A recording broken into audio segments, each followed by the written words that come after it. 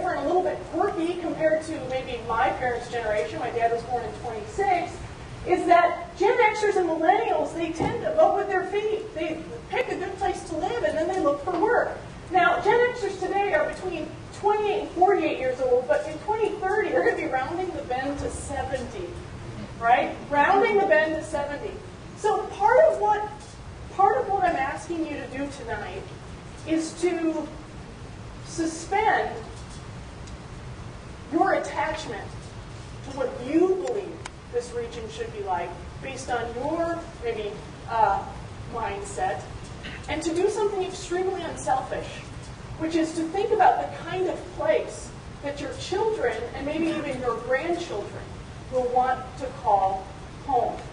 Because our Gen Xers will be headed towards retirement by 2030, and our millennials, and I know a lot of you look at these outfits and you say, well, that's business casual for the millennial generation. Our millennials will be taking the positions that many of you currently have by 2030. And when you think about the Gen Xers, who are highly independent, right, the first generation really raised on video games, super digital, very much free agents, and then you think about the millennials, who really start to value structure, and they value knowing what their career path is going to be. These two next generations are very different, and the generation following the millennials will be different again. And this is one of the things that we need to be thinking about as we think about place. Generations do not just follow each other in this linear path, right? Baby boomers, I think it would be safe to say for you that you are not just like your parents. You're a lot different than your parents. And Gen Xers, again, are a lot different than baby boomers. And millennials different than Gen Xers, right? So, I mean, when you think about, for example, when baby boomers are very highly affiliated, they are the first generation that said, work should not just be about punching in and punching out.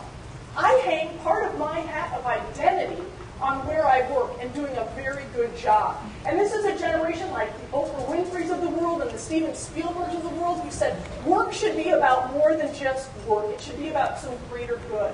So we have baby boomers who are highly affiliative, right? You guys are the ones who joined clubs. You're now leading those civic organizations. And then you've got Gen Xers, the first generation raised with latch keys around their necks, where divorce rates were going up, and they were left really unsupervised, many of them after school. They have been taught not to trust strangers. In fact, guidance counselors teach about stranger danger.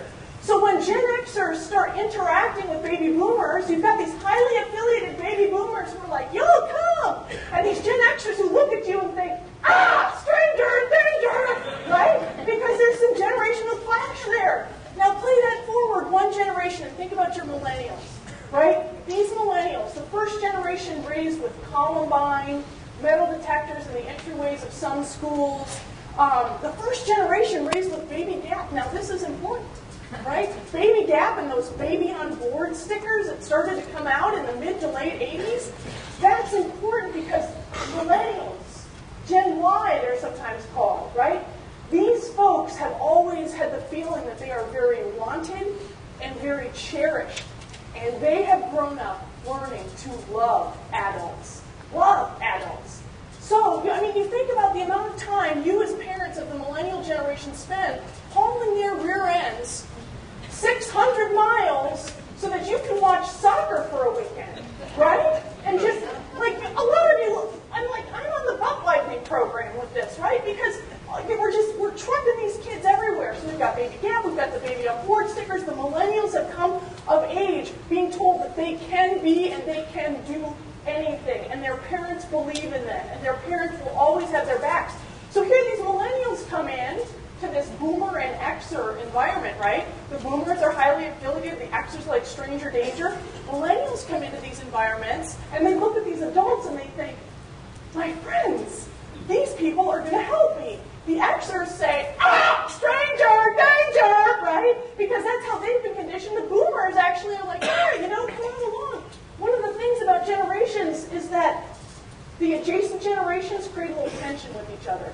Every other generation works well together. That's why in native cultures, it is the grandparents who raise the grandchildren so that the parents can use the most productive years of their life to add value to the community, right? So if any of you have wondered, why do I like my grandkids way more than I like my kids? This is part of the reason, okay? So as we're thinking about this region, and we're thinking about what's it going to take to attract and retain our grandchildren and maybe even their children, I want you to just be thinking that generations aren't a trajectory. What is true for you today will not necessarily be true a generation from now. In fact, every fourth generation repeats itself. I'll try to lay that out a little bit on this chart. So the silent generation, this is my dad's generation. Today, these are their ages for all these different generations. Here's how old they're going to be in 2030, right? And you think about the defining events, the Great Depression, World War II, Pearl Harbor, clear through 9/11, Columbine, American Idol, Monica Lewinsky.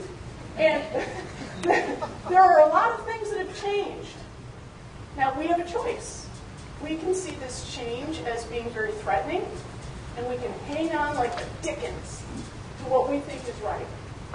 Or we can look at these defining events, at these successive generations, and say, listen, what worked for my dad's generation right here might not work for this generation here. How can we adjust, grow, develop in a smart way?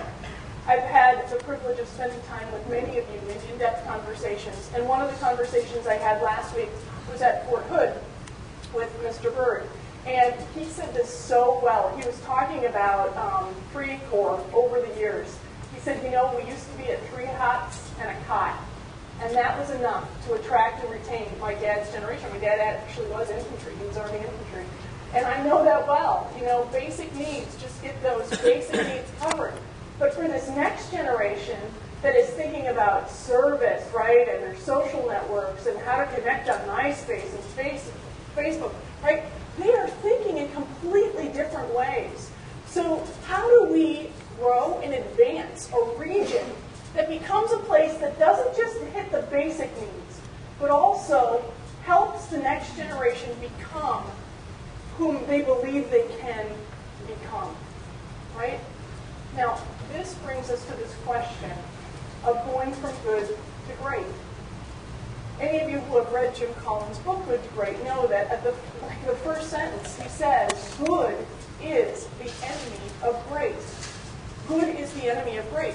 So what I'm going to talk about for the next while are ways to take you from where you are at good to being great. And for those of you who have attachment, I'm going to honk you off.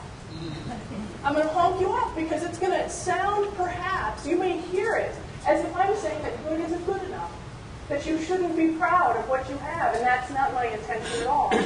I've been hired by CTEC, and my firm has been working on trying to figure out what the assets are that you can build on so that when you become a $500,000 region, a $500,000-person region in the coming years, 500,000 people will call this place home if the projections are correct. 500,000 people. That's 2/3 the size of Austin, Texas. That will be the size of your region. Are you going to be a good Tier 2 community, or do you want to be a great Tier 2 community? Who wants great? Okay, I just want to make sure I'm with the right crowd. I want to get booed out of here. All right.